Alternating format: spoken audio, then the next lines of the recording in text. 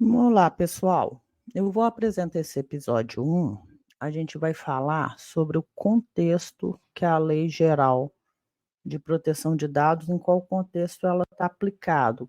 A gente vai conhecer contra o que ela está lutando, o, como você deve proteger. A partir dessas questões é que você vai saber qual segurança aplicar, como verificar na totalidade se você está atendendo essa lei. Então, em qualquer curso meu, seja esse da LGPD e documentos, em que a gente vai entender a questão da periodicidade, que você tem que manter informações, ou na academia de PO, em que eu apresento a formação completa do DPO, seja em conteúdos do nosso podcast, seja em conteúdos da nossa plataforma da Plat, onde eu sou apresentadora dos cursos e da academia de PO, seja na LGPD em 3 dias, que é um curso para você aprender a adequar pequenos negócios ou negócios que estão aplicados à lei de tratamento simplificado, do registro de tratamento simplificado pela NPD. Você precisa entender o contexto, onde estão os riscos, o que a LGPD vem combater. Porque a gente pensa só, Marina, mas os hackers, eles são muito evoluídos. Então, a questão não é só os hackers. A questão é que a maioria dos roubos são feitos internamente ou são conseguidos por dados que estão desprotegidos, em servidores com portas abertas, em páginas publicadas esquecidas. Então, a gente vai analisar esse contexto, porque as empresas publicaram em sites por muitos anos, alguns sites nem as próprias empresas lembram que elas possuem domínios. A gente vai fazer essa análise, mostrar quais dados e como estão expostos, como os bandidos vinham usando esses dados, e mostrar para vocês o princípio de como a gente deve fazer a proteção de dados. Ela tem a parte externa de não externalizar os dados, mas tem a parte interna da governança, que é o que a LGPD pede. Para a gente governar os dados tanto interno quanto externamente. Meu nome é Marina Lopes, eu sou consultora na Arquindex em segurança da informação, normatização da informação, DPO, há 16 anos. O DPO eu sou há 5 anos, eu fiz o meu curso em Madrid, meu primeiro curso sobre proteção de dados, quando não tinha ainda chegado no Brasil. Em 2016, a gente já estava buscando conhecimento em Portugal, onde a gente tem uma unidade, porque lá já estava sendo aplicada a RGPD. Em 2018, eu já tinha minha formação completa, não em DPO, em delegato de dados, que é o nome se dado ao DPO na Europa. Então, eu vou tentar explanar para vocês, porque quando eu dou cursos e treinamentos, eu vejo na maior dificuldade as pessoas tentarem pensar quais são os riscos, o porquê dessa lei, são só dados, nome, CPF, e não é tão simples. A questão é que a gente evoluiu muito tecnologicamente em códigos, em ciência de dados, e esses dados são facilmente cruzados uns com os outros. Antes mesmo de eu estar na Arquindex, o meu primeiro estágio foi em geoprocessamento de dados. Era o chamado Data Warehouse, não o Big Data de hoje, né? Não a ciência de dados, não era dado esse nome, era dado o nome de processamento de dados. Mas já existia desde aquela época. Quem já estava mais avançado sabia o poder que os dados tinham sobre a questão de transformar dados em informações muito profundas. Eu trabalhava com dados do censo para instruir as construtoras a decidir, definir ali se elas faziam apartamentos de 2, 3 quartos por região metropolitana, por renda das pessoas. Então, isso tudo influenciou na minha formação e na minha visão mais ampla. Eu tinha formação em gestão documental, eu tenho formação em engenharia de produção, processos, mapear e analisar processos. Tenho formação em finanças, tenho formação em governança de dados, em TI, sistemas. Eu fui ampliando cada vez mais, porque como eu lidava com informação, eu via que a informação precisava ser analisada em muitos ângulos, até no seu formato. Então, eu vou apresentar o contexto da LGPD. Vou dividir os slides em partes, para não ficar muito longo, não demorar para carregar no seu computador, no seu celular, para você poder baixar, guardar.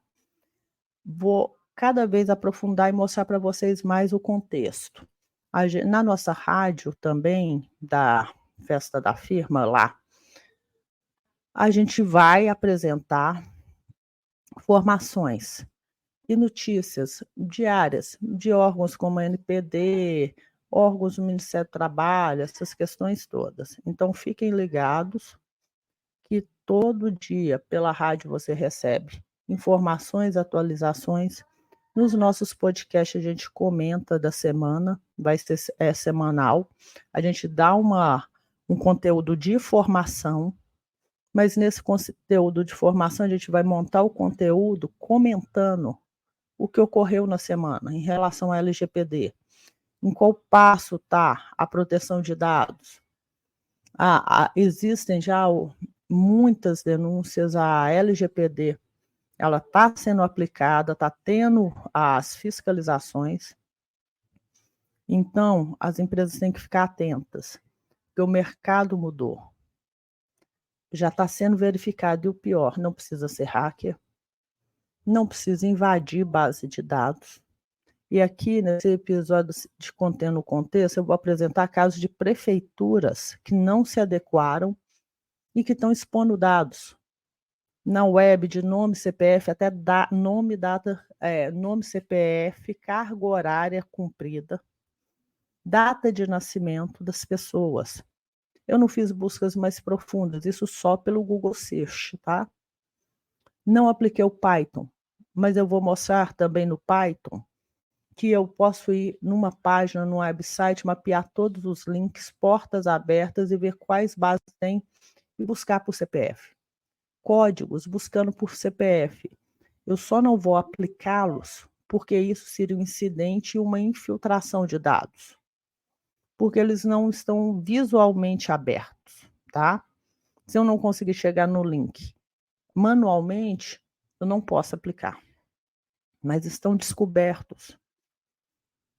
E com simples passos desses, os auditores, se eles estiverem lá na NPD, grandes cientistas de dados, facilmente eles chegam aí a boa parte das empresas que estão com servidores descobertos, que estão com sites não sendo monitorados.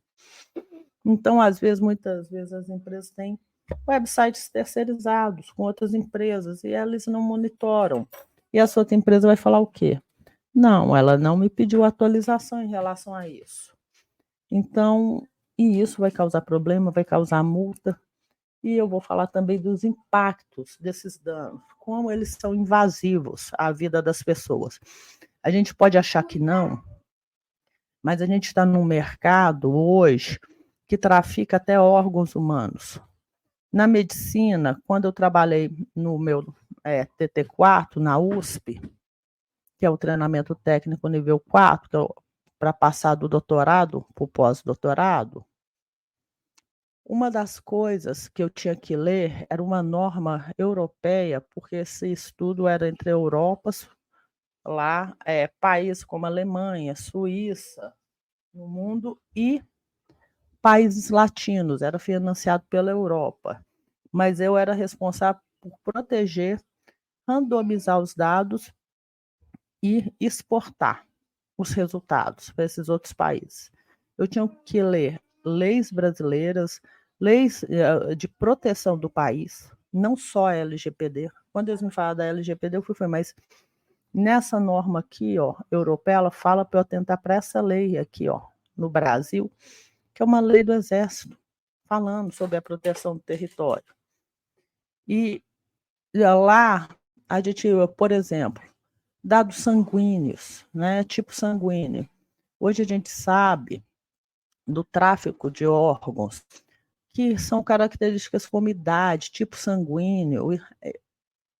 Hoje o rim no mercado negro está na média de US$ 200.000, isso é R$ 1 milhão. A gente já ouviu falar que países fronteiriços ocorre muito sequestro de pessoas, crianças, e às vezes quando a gente visita até para compras ou visitar algum conhecido que está em estudo nesses países, que eles têm muitas faculdades de medicina nesses países, a um custo mais baixo e de fácil entrada, a gente começa a ouvir falar sobre pessoas que dá para ver visualmente que teve alguma coisa amputada, como córnea, que tem cicatrizes ali na região da cintura, né, onde se retira os rins, muitas vezes gente grande, muitas vezes crianças, porque lá é intenso. E isso, se o dado estiver aberto, uma das coisas, agora não faz, não, são os familiares que determinam. A questão da doação de órgãos, seria muito fácil induzir um coma em uma pessoa que está escrito doação de órgão para um médico, e que ele sabe o tipo sanguíneo e que ele teve acesso à base de dados dos doadores, quem doa o órgão. Quer dizer que o médico vai fazer isso? Não. Isso é o caso de um criminoso perseguindo. O criminoso persegue a pessoa. Não é o caso de um acidentado. Eu não estou falando para as pessoas não doarem órgãos. Na minha família, a gente doa órgãos, sim, quando falece por morte cerebral. É básico, a gente sabe que a gente tem que ajudar. Que não vai fazer nada com aquilo, depois de morto. Mas a gente sabe que tem criminosos em redes de encontro. A gente teve a notícia aí de uma mulher que foi para, eu não sei se foi Venezuela, e foi encontrada numa praia, uma brasileira. Ela foi encontrar com uma pessoa que ela conheceu em aplicativo. Essa pessoa, ela tinha um mapa de quem ela queria. Essa mulher encontrada nessa praia, ela estava sem alguns órgãos. Ela foi morta para tráfico de órgãos. Então, ela expôs dados, ela teve uma fragilidade na proteção das suas informações e teve a inocência de não saber que estava lidando com bandidos. Ela é culpada? Não, ela está morta, inclusive. Mas e o aplicativo? Os aplicativos não têm verificação de segurança nenhuma. Uma vez eu lidei com um estrangeiro que ele falava, inclusive, que ele era rico, me mandou o website da empresa, essa pessoa. Entrei. Primeira coisa que eu olhei, o registro do website. Telefone se existiam, nada existia. Ele falava que estava em outros países, essa pessoa. Falava que estava num país tal. Eu consegui um site que, por $5, eu localizava onde ele estava. E ele não estava no país que ele informava pelo contato. E ele falava, essa pessoa falava, mas eu mantinha a comunicação porque eu gostava de treinar o meu inglês. Para mim, adorava conversar com pessoas estrangeiras para treinar línguas estrangeiras, principalmente o inglês. Uma aula de fluência, um inglês tal gratuito, eu não queria me relacionar, mas tinha demasiado interesse no fato de eu ter 2 filhos.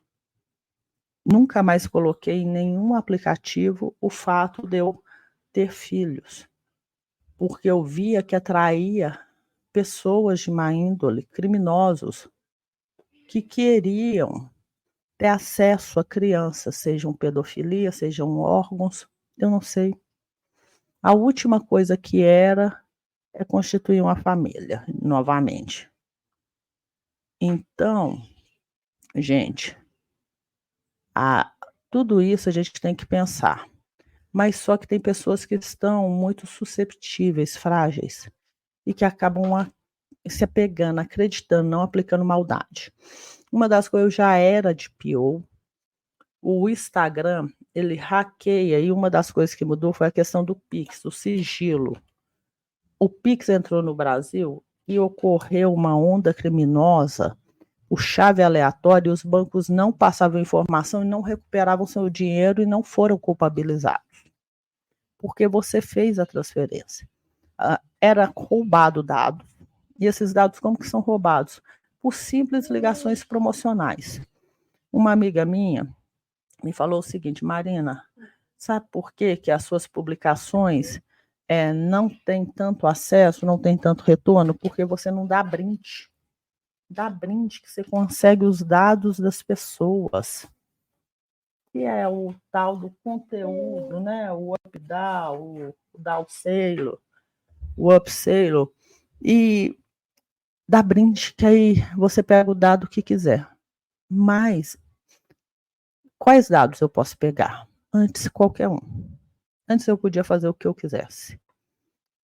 Não que não existisse lei, mas não tinha uma lei explícita da internet. Então, agora não. Agora eu tenho que saber, conhecer na íntegra LGPD, o meu negócio e saber até onde eu posso ir para que eu esteja de forma legal. Por mais que as pessoas estejam frágeis e querendo aquele conteúdo, acessar, ter formação gratuita, muita gente não tem condição por conta dos baixos salários, mas quer evoluir no emprego, eu não posso mais me aproveitar dessa situação, como o mercado se aproveitava.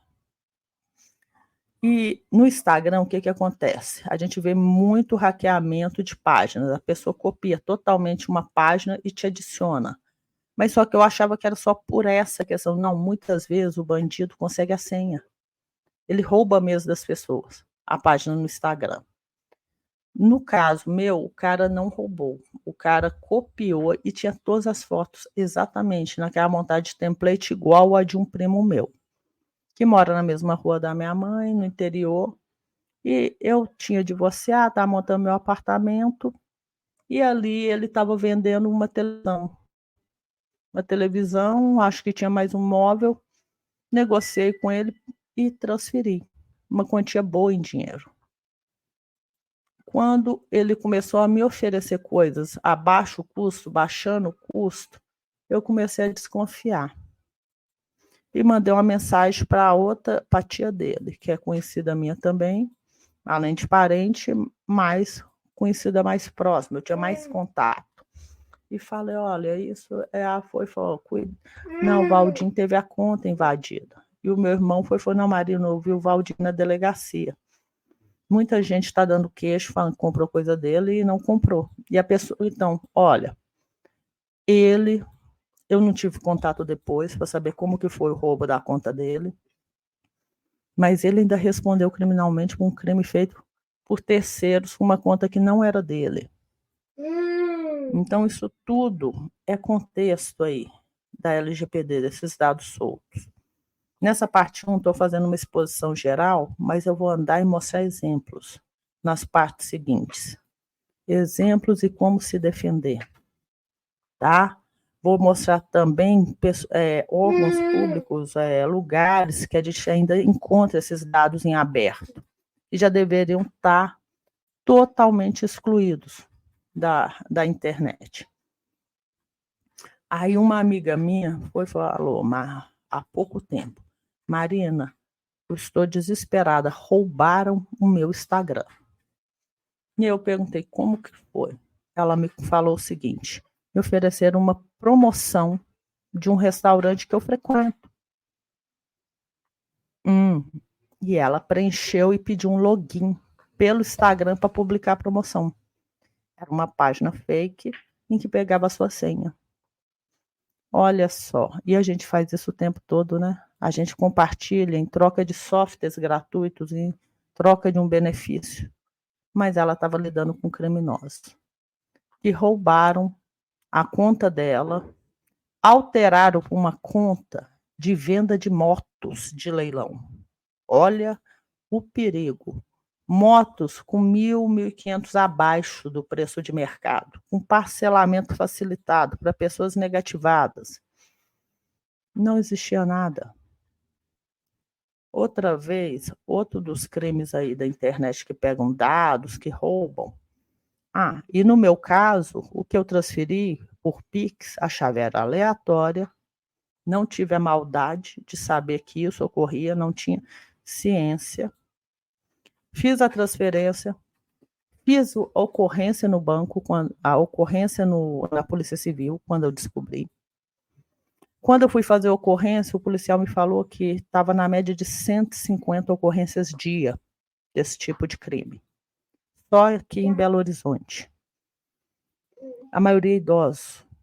Pensei, estou na metade aí da faixa etária, não posso me culpar tanto, que a gente se culpa mesmo sendo vítima.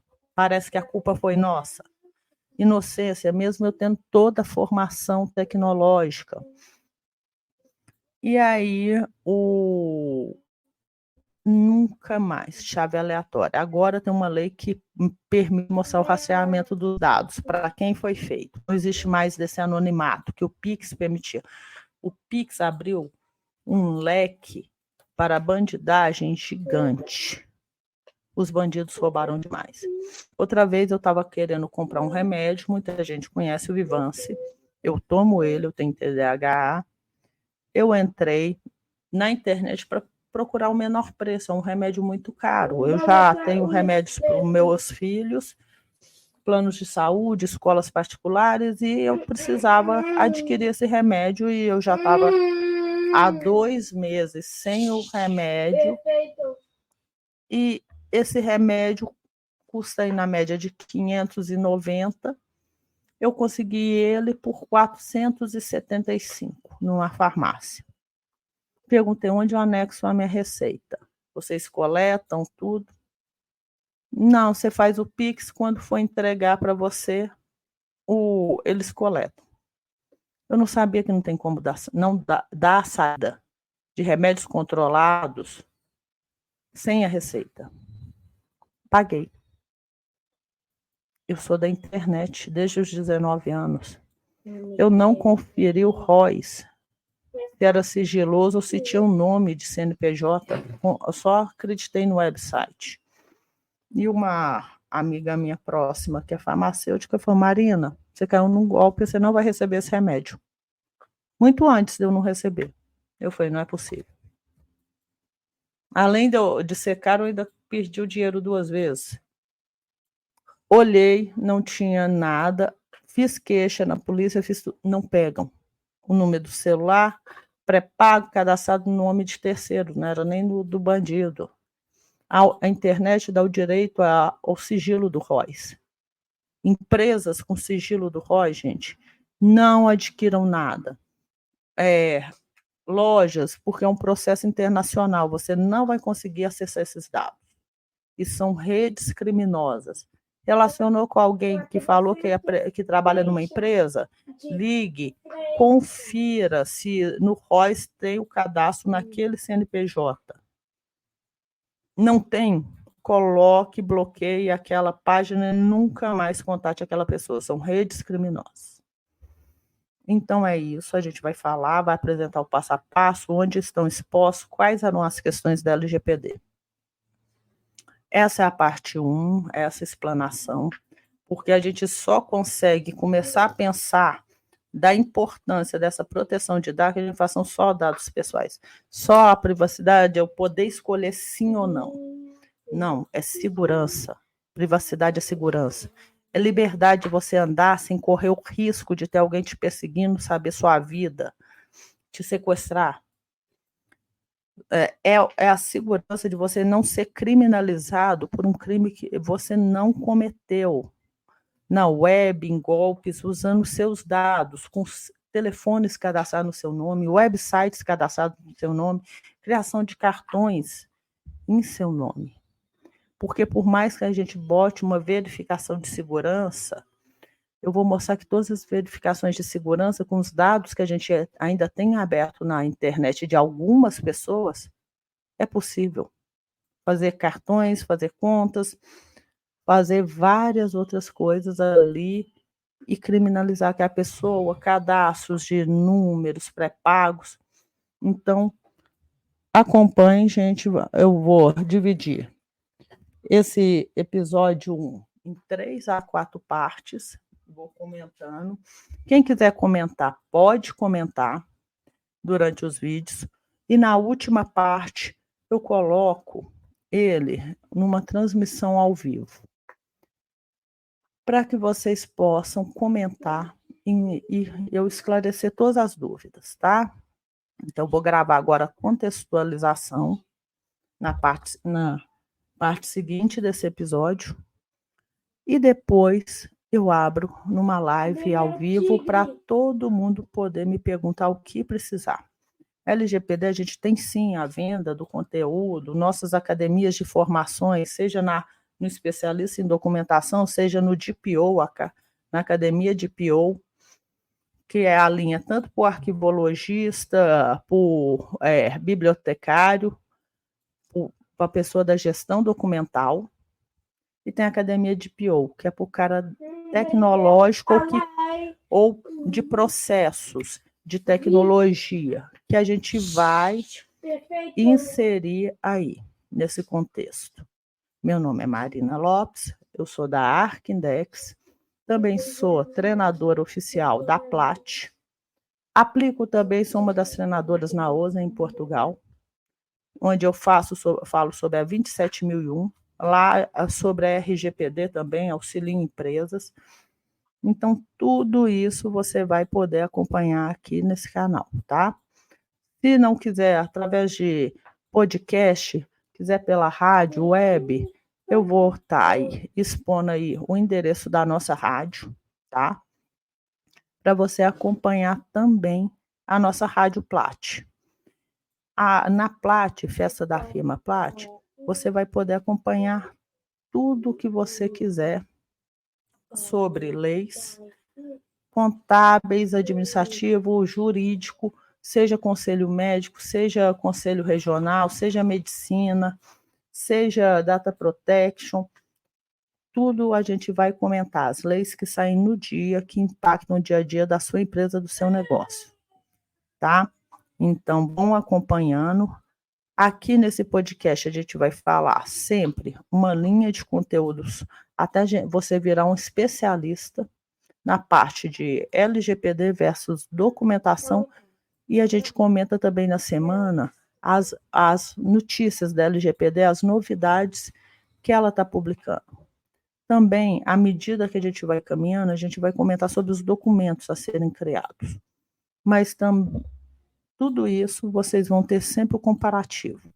LGPD e a documentação, o que fazer com a documentação que a sua empresa produz e como produzir os documentos que a LGPD exige.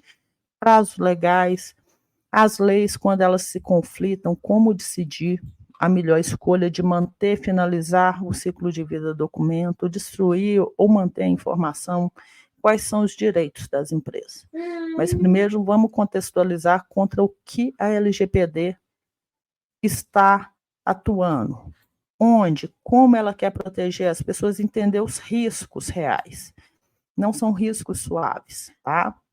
Então, e antes não tinha barreira nenhuma. Por isso que a gente via aí 150 ocorrências dia só em Belo Horizonte de roubos pelo Instagram.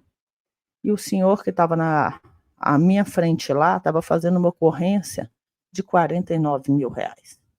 Só para você ver. Existe roubo de valores imóveis que não existem, carros. O meu foi uma TV e um outro móvel, que eu não lembro se era geladeira ou micro-ondas. E a polícia até fala, você tem que guardar a documentação e você vai ter que trazer as provas todas, porque a polícia não tem expertise, o bastante tempo para correr atrás ali para nos proteger, porque são muitos casos, tá? Ela precisaria, sim, de melhorar um centro de processamento de dados com cientistas de dados, que toda vez que entrasse uma ocorrência, botasse região, IP do computador e rastreasse. Se ela fizesse isso, ela pegaria esses bandidos. Mas só que a capacitação e os cargos hoje ofertados nessas polícias não estão o cientista de dados 24 horas full, não está a formação de um big data de busca, né? Então a gente sabe aí que tem que caminhar muito, mas com certeza vai caminhar. e a gente vai conseguir proteger aí, cada um fazendo a sua parte. Obrigado, gente. Vou finalizar esse capítulo. Até a próxima parte.